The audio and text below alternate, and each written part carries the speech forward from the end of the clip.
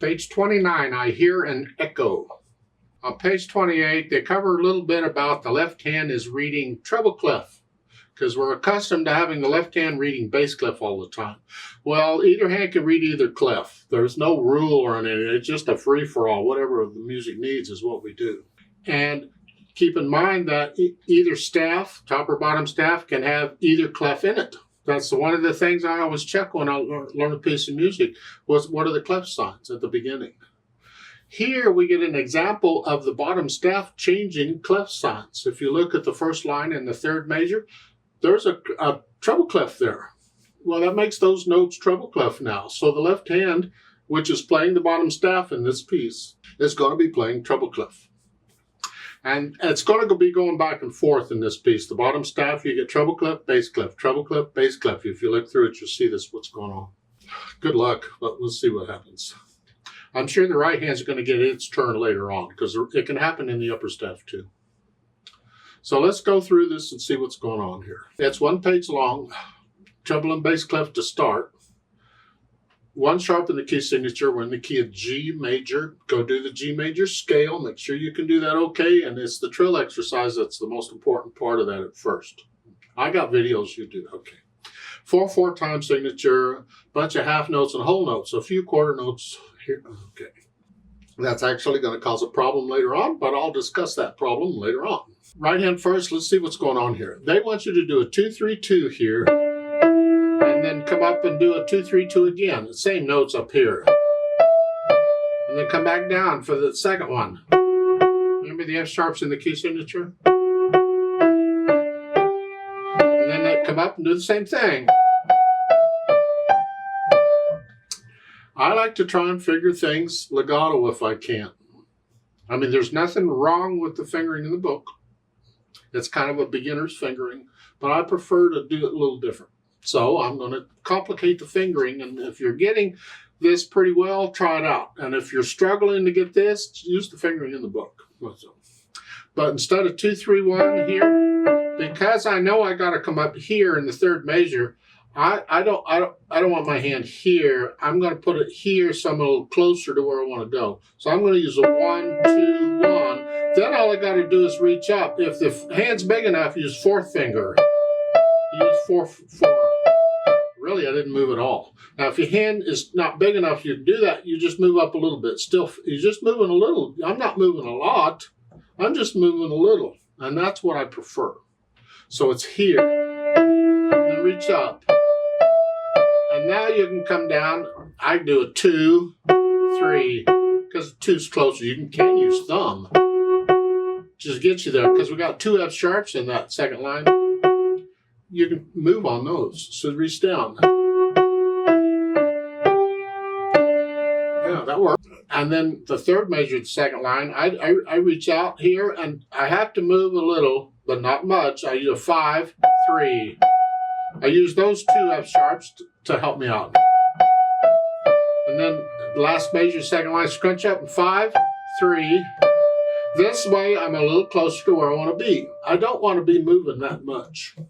So this way, I'm only moving a little bit. Now I'll do it again. Yeah. The second 2 lines are the same as the first 2 lines, except for the last measure, which is a G. Okay. Left hand, let's see what's going on here, because it's moving too. You got a 2-4 here, and then a 2-4 here. Same notes up there, and then you're coming back down here. And up here. Well, can we fix this so the left hand doesn't move so much? Right now, they got you doing both hands. Both hands. Yuck. I mean, sometimes you have to, but see if we can fix this. So in the left hand, I can use here. This way, instead of here. I'm closer to where I want to be. And then up here, I can do if I use thumb on both of those, I'm not moving as far. Is my opinion. And then you're ending the first line up here, and then for the second line, come down just a little bit and use 4th finger. Just a little bit. And then reach up, 5, a 1, and then 2. And then you come down and do it again. That's my opinion on how this fingering could go. So when we put the hands together, they want you to do this, and then up here. And that's okay because it's the same fingering each one. It keeps it simple. All right, that's what you want to do. But I just don't want to move that much. So I'm going to go here, and then up here. See, I'm hardly moving this at all. I can focus more on the left hand. And then here. I'm not doing the right rhythm. All right, I'm working on notes right now. It's here. Then up here. And then do it again. I'm just trying to figure out a fingering that lets me not move the hands so much. Fingering is a personal thing. There's not that there's a right and wrong way, although there are some bad fingering habits. And moving unnecessarily, in my opinion, is one of those bad fingering habits, unless it's for show. If you're trying to be showy in what you're doing. We're not trying to be showy here. We're just trying to play the piece. The fingering of the book keeps it simple for you, and that's fine if that's it. But I would like to push you a little bit. This other fingering is a more advanced fingering, but it allows the hands not to have to move around quite so much. You're going to get a lot more of this kind of fingering as we go through the rest of this book and the next book, because the music gets more difficult, and we got to get away from this beginner fingering, 5-finger positions on everything. Now, as far as the rhythm goes, it's half notes. 1, 2, 3, 4. 1, 2, 3, 4. It's not a problem, but just keep in mind the second line is quarter notes. 1, 2, 3, 4. 1, 2, 3, 4. 1, 2, 3. So that's kind of the thing. Now, once you have an idea of the fingering you want to use and the notes and all, the rhythm, then we think about the articulation. And in this case, you're just connecting them. Lift up, lift up, lift up, lift up. You're lifting up every 2 measures for the phrasing. The left hand, in theory, you connect it all, but you can't because you got to lift up. So just lift up in both hands. It's close enough. Dynamics, that's going to be the right hand. That's the melody. MP is mezzo piano. Whatever you think, sort of soft. Keep this left hand really soft. And then very soft. That means the left hand is super soft. Very light here. That's an echo. That's where the echo came from. And then moderately loud, second line in the right hand. Left hand's a background. And then moderately soft. Left hand is very soft. Then you do it again. So you move, the dynamics are changing here. So follow those as best you can. Speed-wise, well, this is the problem.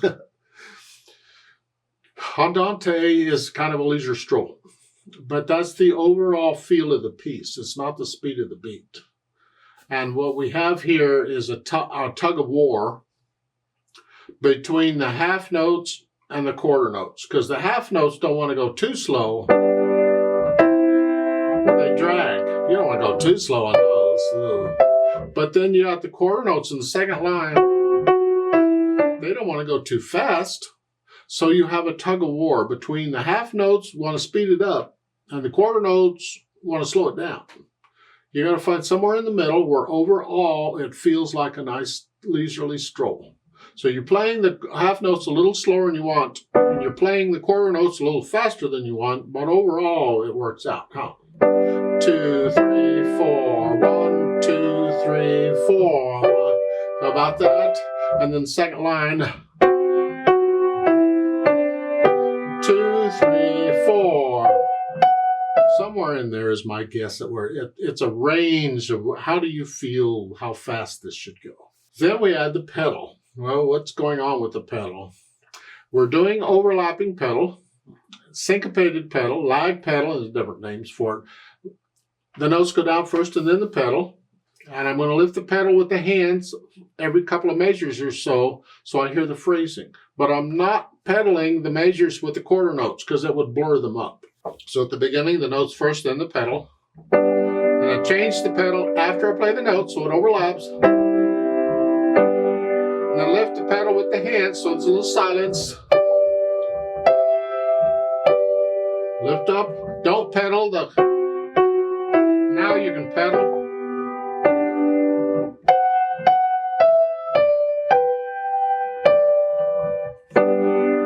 Get the idea with the pedaling? And that's basically the pedaling. We're adding overtones to these longer held notes. It really is what it is. That fermata at the end, the last measure here, just hold that out as long as it feels right, that hold. I do it with a metronome. I'll double the value and I'll hold it for 8 counts instead of 4 because I want to stay with the metronome. But otherwise, you just feel how long it seems to, how long does it, since it's very soft here at the end, and there's a retard, you can actually just let it die away. Just wait for the sound to die away and then lift everything together. Because the retard will slow it down. Here. Don't slow down a lot, but slow down, I guess. You feel the slow down. How much do you slow down? I don't know. How much does it feel right?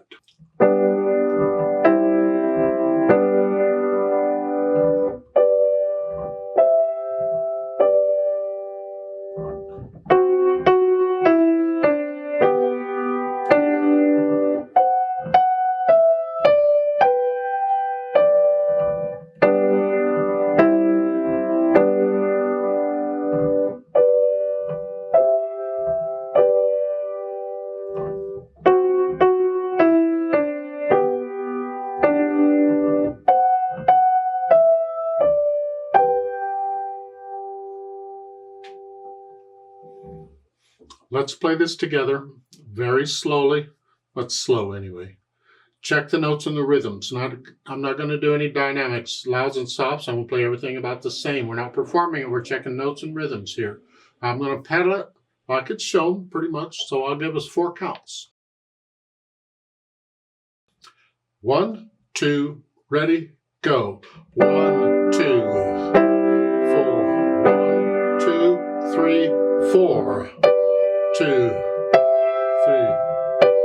2, 3, 4. 4.